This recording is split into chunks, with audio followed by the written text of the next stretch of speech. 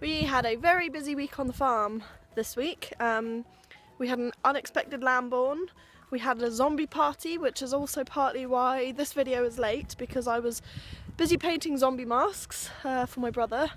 He had a stag do here. I'm currently walking Chase through the fields. I have no idea where he's gone, but that's fine. Definitely learning a lot about lambing. It's been a tough week this week, so I hope you enjoy it. Give it a big old thumbs up if you do, and subscribe if you'd like to see more of this sort of thing. And I will see you next week. Bye! We're on a walk and Chase has found something. What have you got? Where the hell did you find an orange, Chase?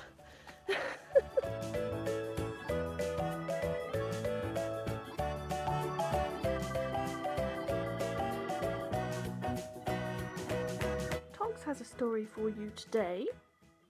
Haven't you, Tonksy? Today, we opened the car door so that Chase could get into the car. He's a bit frightened of cars, and we wanted him to go in and be able to come in and out as he pleased.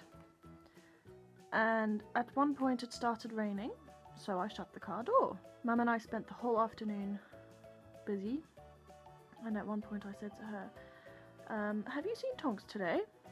And we agreed that we'd seen her in the morning, and that she'd been very active in the farmyard over the morning, but we hadn't seen her that afternoon. You can guess what happened. So Mum was coming back from feeding the lambs, and out of the corner of my eye I saw some movement in the car, and there was Madam. Thank you. It's Saturday and Angelica's twins have finally started feeding themselves, so we don't have to do as intensive feeding anymore. Practice about to give birth. You have to bring them into this corral so it's a little quieter and they're away from any source of predators. Get up and start moving around. After 3 days, it's going to be hard to pace. It's very important that they start moving.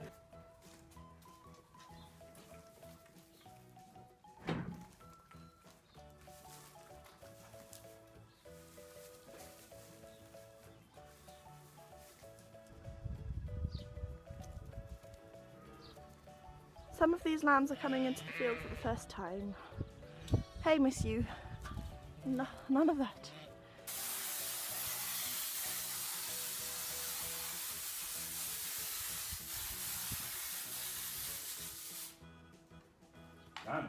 You can see Angelica eating out of a bucket there, and that bucket is basically a mineral lick. These are Shiner's lambs coming over to say hello. So that bucket's a mineral lick, and it's basically just designed to make sure that the ewes are getting what they need. And you can see that Angelica's feeling much better than she was last week. Basically, I think it's just she's had a bit of rest, and as soon as she came out into the field she shot straight for that stuff, so she's obviously missing something that the lick is providing. When you drive past a field next, have a look, any field, you'll see that most of the livestock have got a lick of some description. That's just making sure they've got everything they need. I'm making rusks. I'm kneading them at the moment. Last bit, and then they're going into a hot oven. It's a type of bread, sweet bread mixture, I would call it, that Africans are very, very fond of. And you dry them out in the oven, and the nicest way to have them is in the bush on a cold morning, sitting around a fire, dipping your dry rusk into lovely condensed milk coffee. Best way to have it. And there they are. Yummy. Right, here we have lamb rib marinating in mint, parsley, rosemary, honey, umami paste, and one other secret ingredient that I can't tell Curry about. And here we have a couple of parboiled potatoes. They're going to dry out for about 2 hours, and I'm going to throw them into super hot fat to roast them.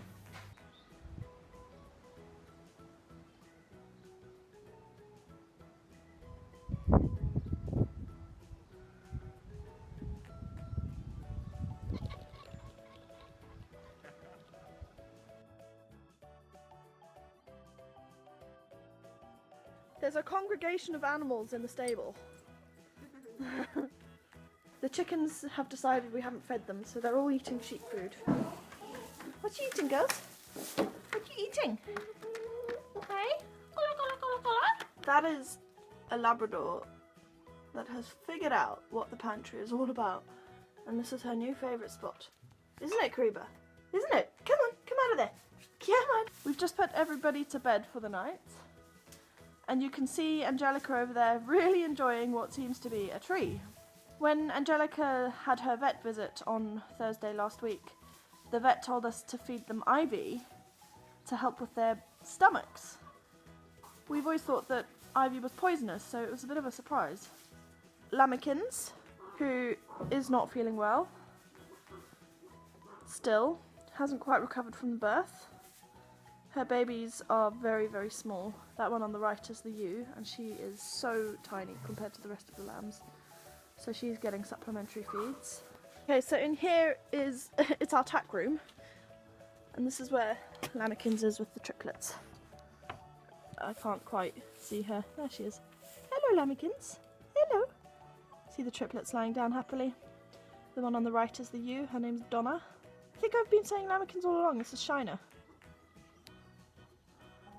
We had an incident with one of the chickens a few weeks ago where her crop got torn, and we had to take her to the vet, and she had an operation. You can't tell which one it was. We didn't think she would make it, but she did. We decided to operate on her rather than to give her an ending because we thought that she would survive, which she did. And these guys are really young. They're not even a year old, so they have a lot of life left in them. And we didn't think it was fair to just put her down when the problem was treatable.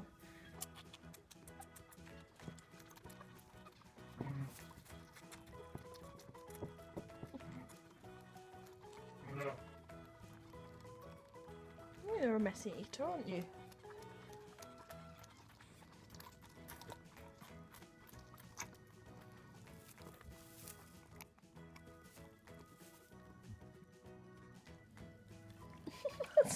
What are you doing? Sit.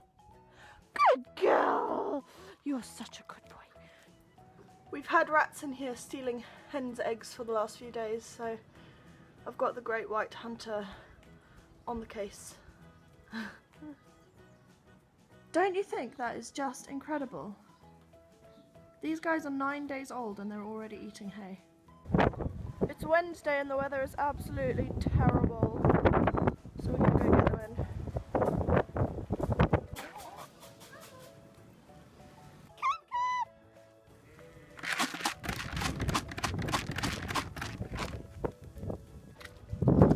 So they're all gonna be around here for the day.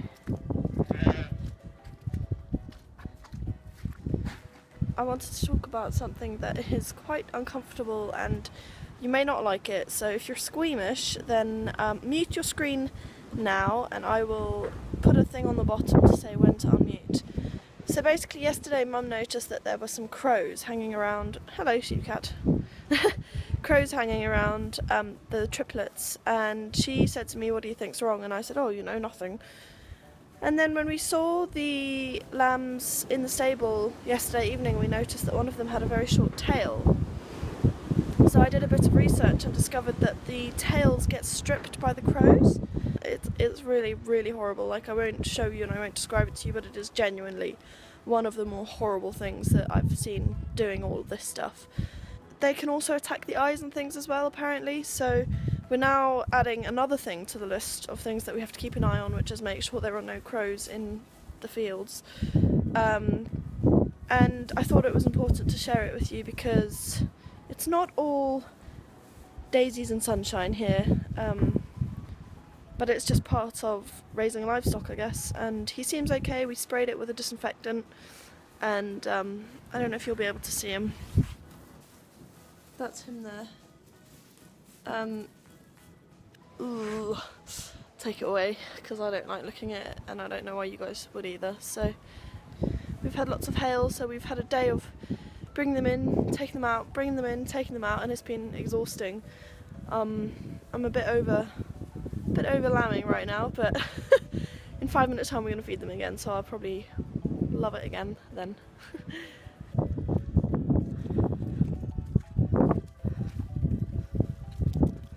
Chase!